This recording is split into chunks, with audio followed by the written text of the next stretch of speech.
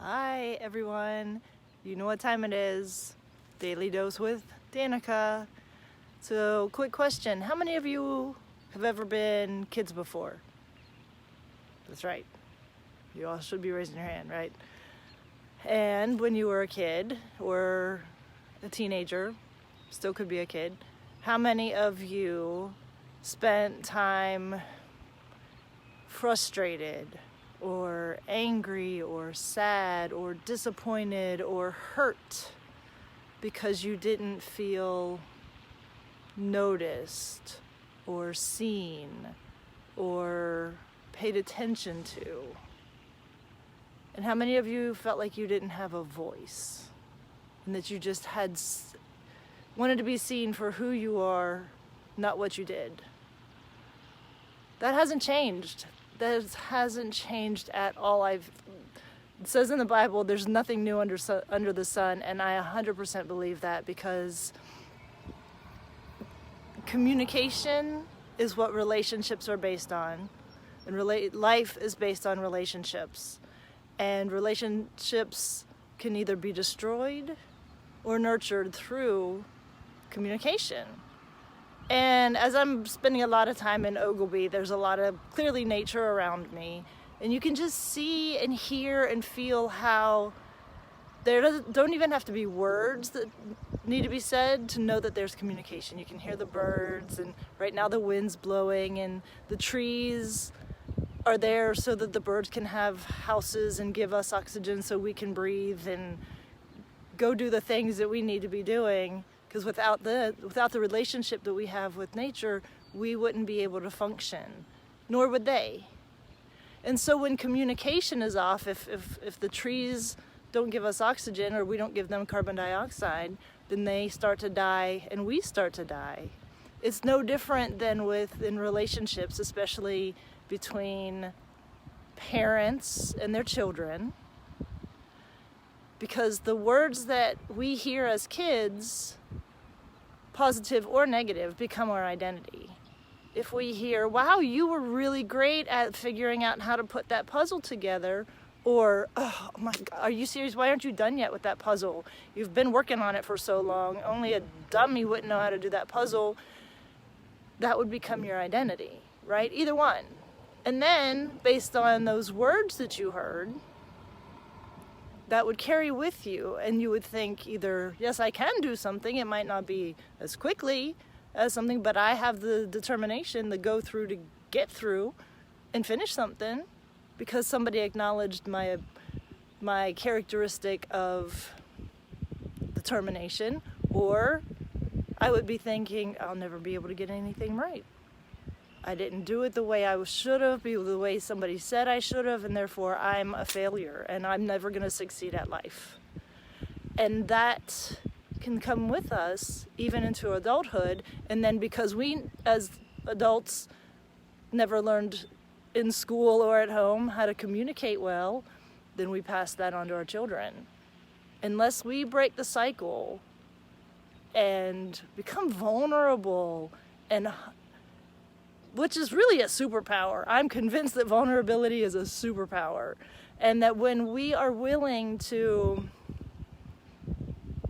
break those cycles and those chains and the walls that we've built up through lack of communication, and own that we as parents are the ones who are teaching our kids stuff they've never learned before, and that we're responsible for them, it can become such a great experience. We can learn a whole new language. We can learn how to play. We can learn how to be kids again ourselves. How amazing is that opportunity? And so it's been so strong and heavy on my heart. I started volunteering with Focus on the Family, and I'm someone who will answer questions for people who write in, and there's so much pain in the world, so much pain.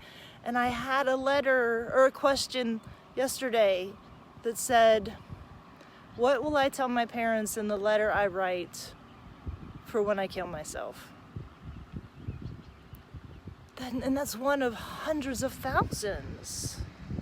And so there's so much pain that can be really at least touched on through communication, through acknowledgement, through seeing people for who they really truly are, that their gifts of uniqueness are needed for such a time as this. There's a reason we weren't born 100 years ago, those of us who weren't. It's because what we went through to get where we are now is needed for right now. You are the best you that will ever live. And so I want to encourage each one of you to really just take a minute.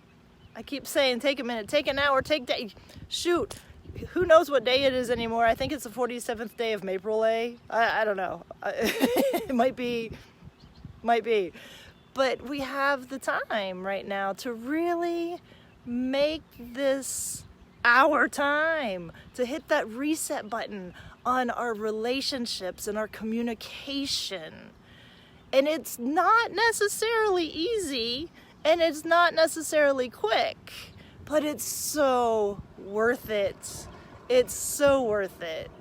When you have kids that will run to you rather than from you, or come to you as the only counselor that they will ever need, really, isn't that what we all desire as parents? And isn't that what we desired as children? To be able to just crawl up on our parents' laps and just say, hey, and parent, auntie, grandma, uncle, whomever, but just someone to just say, hey, it's okay.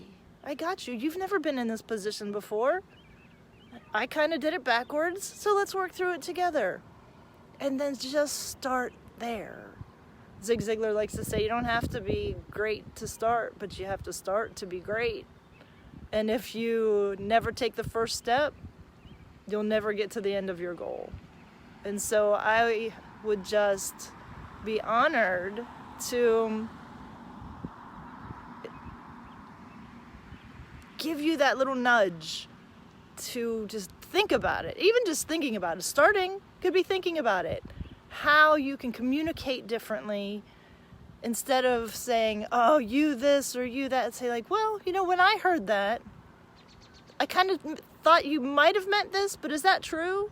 And then just respect other people so that you can get respect back. We teach people how to treat us. And so when we have enough respect for ourselves to speak our truth, other people will have to give that back.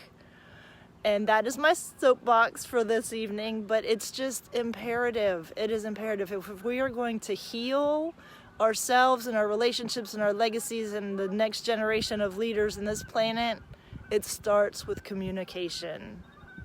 There's no other way around it.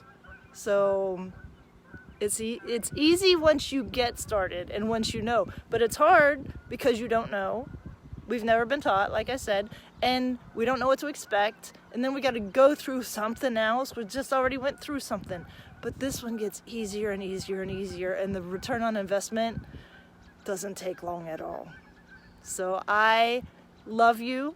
I see you. I'm proud of you, and I'm so excited for you. I'm excited for who you are, for the gifts that you have, for how you are the only three-syllable letter in the whole alphabet. How cool are you? You're my W. So I thank you all for being here, and not just with me on this video, but being here right now to help put this giant piece puzzle of life together individually to make a beautiful picture together. I love you. God bless. See you again tomorrow with another daily dose. Peace.